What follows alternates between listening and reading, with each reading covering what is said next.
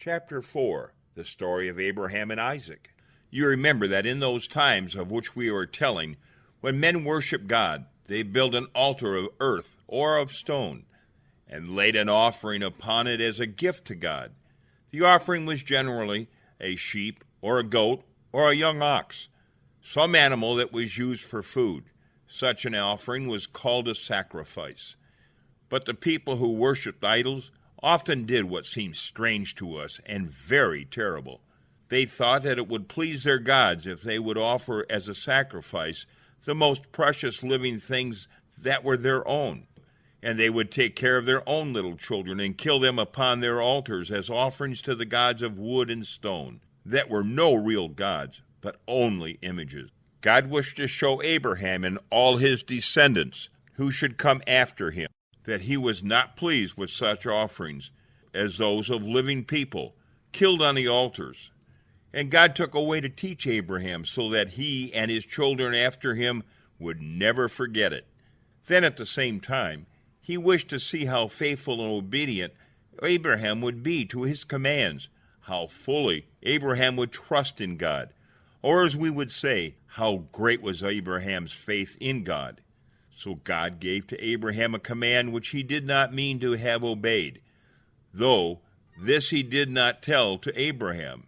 He said, "Take now your son, your only son Isaac, whom you love so greatly, and go to the land of Moriah, and there on a mountain that I will show you, offer him for a burnt offering to me." Though his command filled Abraham's heart with pain, yet he would not be as surprised to receive it as a father would be in our day, for such offerings were very common among all those people in the land where Abraham lived. Abraham never one moment doubted or disobeyed God's word. He knew that Isaac was the child whom God had promised, and that God had promised, too, that Isaac should have children, and that those coming from Isaac should be a great nation. He did not see how God could keep his promise with regard to Isaac if Isaac should be killed as an offering, unless indeed God should raise him up from the dead afterwards.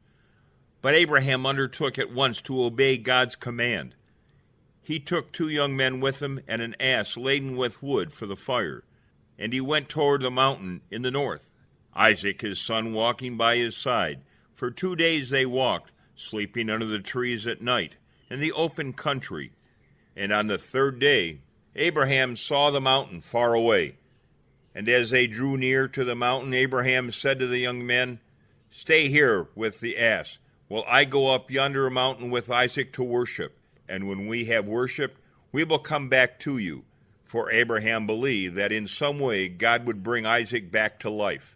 He took the wood from the ass and placed it on Isaac, and they 2 walked up the mountain together. As they were walking, Isaac said, "Father, here is the wood, but where is the lamb for the offering?" And Abraham said, "My son, God will provide himself a lamb for a burnt offering." And they came to the place on top of the mountain, where Abraham built an altar of stones and earth heaped up, and on it he placed the wood. Then he tied the hands and feet of Isaac, and laid him on the altar on the wood. And Abraham lifted up his hand, holding a knife to kill his son. Another moment longer, and Isaac would have been slain by his own father's hand. But just at that moment the angel of the Lord out of heaven called to Abraham, and said, "Abraham, Abraham." And Abraham answered, "Here I am, Lord." Then the angel of the Lord said, "Do not lay your hand upon your son. Do no harm to him. Now I know that you love God more than you love your only son, and that you are obedient to God. Hence you are ready to give up your son, your only son, to God." What a relief and joy these words from heaven brought to the heart of Abraham. How glad he was to know that it was not God's will for him to kill his son. Then Abraham looked around, and there in the thicket was a ram caught by his horns. And Abraham took the ram and offered him up for a burnt offering in place of his son. So Abraham's word came true when he said that God would provide himself a lamb. The place where this altar was built, Abraham named Jehovah-Jireh, words in a language that Abraham spoke meaning "the Lord will provide. This offering, which seemed so strange, did much good.